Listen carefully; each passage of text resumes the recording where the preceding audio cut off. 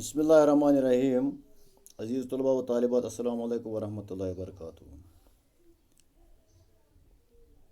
چونکہ ہمارا موضوع جو چل رہا ہے غزل،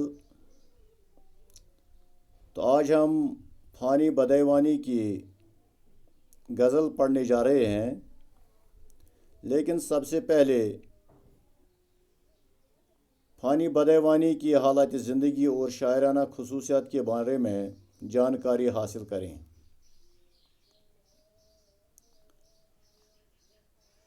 شوکت علی خان اصلی نام ہے. پہلے شوکت اور بعد میں فانی تخلص اختیار کیا. 13 ستمبر 1879 کو قصبہ اسلام نگر ضلع بدایوں میں پیدا ہوئے. ان کے والد محمد شجاعت علی خان انسپکٹر پولیس تھے. فانی نے دستوری زمانہ کے مطابق، دستور کہتے ہیں رواج کو، ابتدائی تعلیم مکتب میں حاصل کی. 1897 میں انٹرنس 10ویں کلاس کا امتحان پاس کیا.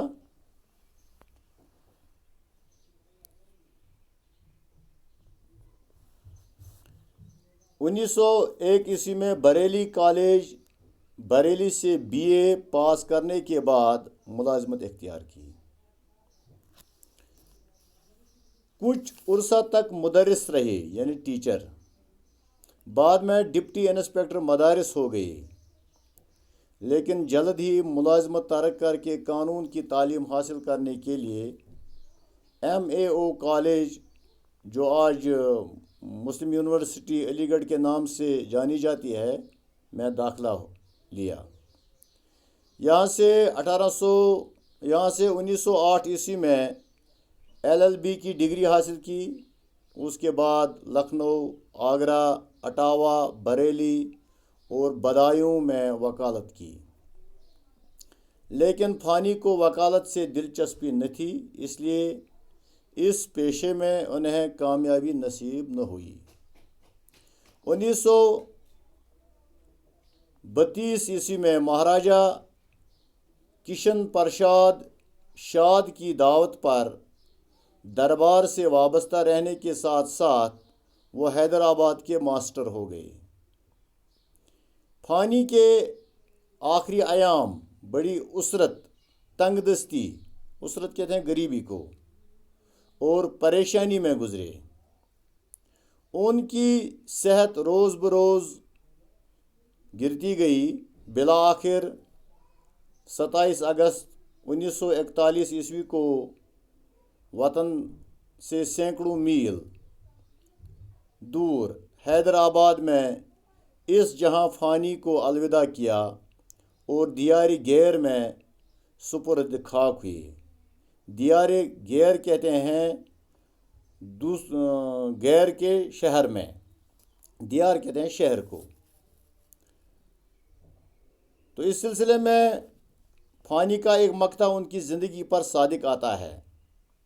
جیسے اس نے خود کہا اپنی زندگی کے متعلق: فانی ہم تو جیتے جی، وہ میت ہے بے گورو کفن. فانی ہم تو جیتے جی، وہ میت ہے بے گورو کفن. غربت جس کو راس نہ آئی اور وطن بھی چھوٹ گیا. ایک اور مقطع ہے اس کا: ہر نفس عمر گزشتہ کی ہے، ہر نفس عمر گزشتہ کی ہے میت فانی. زندگی نام ہے مر مر کے جیے جانے کا.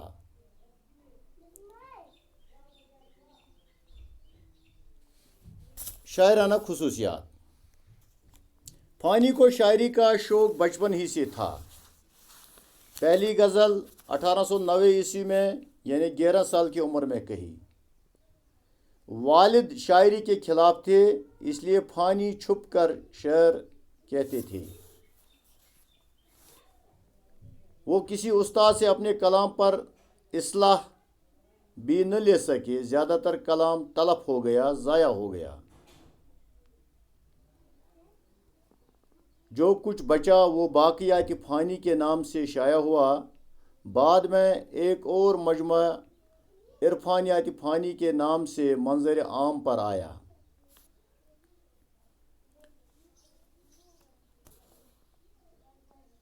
فانی کا شمار اردو کے ممتاز غزل گو شعراء میں ہوتا ہے۔ شعراء شاعر کی جمع ہے۔ ان کی شاعری میں اعلیٰ درجے کی فنکاری پائی جاتی ہے۔ احساس کی شدت، خیال کی گہرائی اور درد انگیزی ان کے اشعار کی نمایاں خصوصیت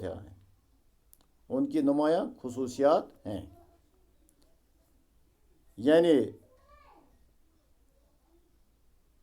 فانی کا ایک شعر ہے: نہ ابتدا کی خبر ہے نہ انتہا معلوم، رہا یہ وہم کہ ہم ہیں سو وہ بھی کیا معلوم، ذکر جب چھڑ گیا قیامت کا بات پہنچی تیری جوانی تک۔ فانی نے حسن و عشق کو بھی موضوع بنایا اور تصوف و معرفت کے مضامین بھی نظم کیے، یعنی لکھے ہیں، لیکن ان کا اصل موضوع غم حیات ہے، زندگی کا غم۔ ان کے اشعار کی عام فضا رنج و الم، یاس و ہرما، یاس کہتے ہیں نا امیدی کو، اور ناکامی و نامرادی سے عبارت ہے۔ موت ان کے ہاں ایک محبوب کی حیثیت رکھتی ہے۔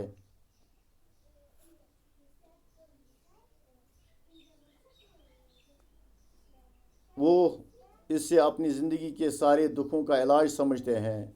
اس خصوصیت کی بنا پر اکثر فانی کو یاسیات کا امام کہا جاتا ہے۔ یاسیات جم الجمع ہے یاس کا۔ یاس کہتے ہیں نا امیدی، نامرادی۔ تو یہ فانی بدیوانی کی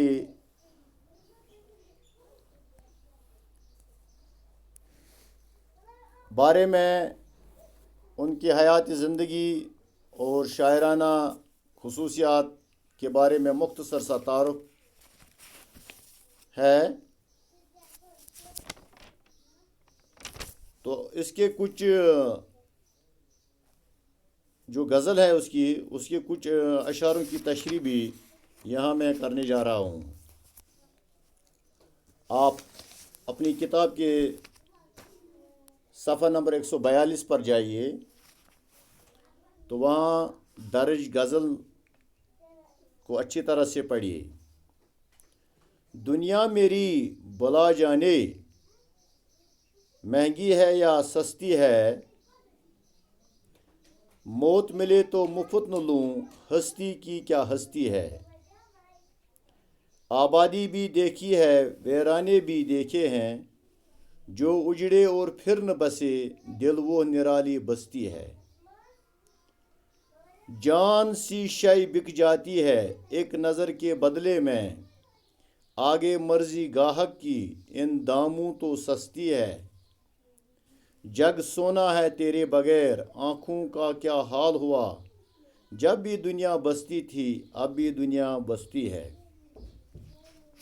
اس غزل کا پہلا حصہ، اس کی تشریح آپ کی خدمت میں عرض ہے۔ تو دنیا میری بلا جانے، مہنگی ہے یا سستی ہے، موت ملے تو مفت نہ لوں، ہستی کی کیا ہستی ہے۔ شاعر اس مطلب میں دنیا سے اپنی بیزاری کا ذکر کرتے ہوئے فرماتے ہیں کہ مجھے اس دنیا سے کچھ لینا دینا نہیں ہے، یہ دنیا جیسی بھی ہے مجھے اس سے کوئی واسطہ نہیں ہے، میری خوددار طبیعت کا عالم تو یہ ہے کہ اگر مجھے موت بھی مفت میں ملتی ہے تو میں لینے سے انکار کروں گا، دنیا کی اس زندگی کو تو میرے سامنے کوئی وقت ہی کیا ہے، شاعر دنیا سے بیزار ہے اور اپنی خودداری کے سبب اس دنیا سے کوئی احسان لینا نہیں چاہتا ہے۔ آبادی بھی دیکھی ہے، ویرانے بھی دیکھے ہیں، جو اجڑے اور پھر نہ بسے، دل وہ نرالی بستی ہے۔ نرالی کہتے ہیں انوکھی۔ تو شاعر فرماتے ہیں کہ میں نے طرح طرح کی بستیاں بھی دیکھی ہیں اور ویران جگہیں بھی دیکھی ہیں، لیکن دل کی جیسی انوکھی بستی میں نے کبھی اور کہیں نہیں دیکھی۔ یہ اگر ایک بار اجڑ جائے یعنی ویران ہو جائے تو دوبارہ اس کو بسانا ناممکن ہوتا ہے۔ یعنی دل بہت ہی نازک ہے، ایک بار ٹوٹ جائے تو اس سے دوبارہ جوڑا نہیں جا سکتا۔ اگلا شعر ہے، جان سی شے بک جاتی ہے ایک نظر کے بدلے میں، آگے مرضی گاہک کی ان داموں تو سستی ہے۔ شاعر اپنے محبوب سے مخاطب ہو کر فرماتے ہیں کہ محبوب کی نظر کسی کا دل لینے کے ساتھ ساتھ اس کی جان بھی لے لیتی ہے، لیکن یہ ضروری نہیں کہ محبوب کسی کے دل اور جان کی کوئی قدر کرے۔ یہ تو اس کی مرضی ہے کہ وہ محبت کا جواب کس انداز میں دے۔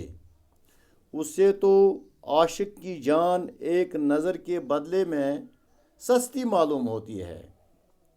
عاشق ایک ہی نظر میں اپنے دل کے ساتھ ساتھ اپنی جان بھی محبوب پر قربان کر دیتا ہے، لیکن محبوب نہ اس کے دل کی قدر کرتا ہے اور نہ اس کی جان کی کوئی پرواہ کرتا ہے۔ جگ سونا ہے تیرے بغیر، آنکھوں کا کیا حال ہوا، جب بھی دنیا بستی تھی اب بھی دنیا بستی ہے۔ تو اس شعر میں بھی شاعر محبوب سے مخاطب ہو کر فرماتے ہیں کہ تمہارے ہجر میں رو رو کر میں نے اپنی آنکھیں گنوا دی ہیں، باقی تو کسی کو کوئی فرق نہیں پڑتا، دنیا تو تب بھی آباد تھی اور آج بھی آباد ہے، کسی کی زندگی میں کوئی فرق نہیں آیا، بس ایک میں ہوں کہ جس کی دنیا تمہارے بغیر اجڑ کر رہ گئی۔ تو انشاءاللہ اس غزل کے اگلے اشعار کی تشریح کل ہو جائے گی، تب تک کے لیے والسلام۔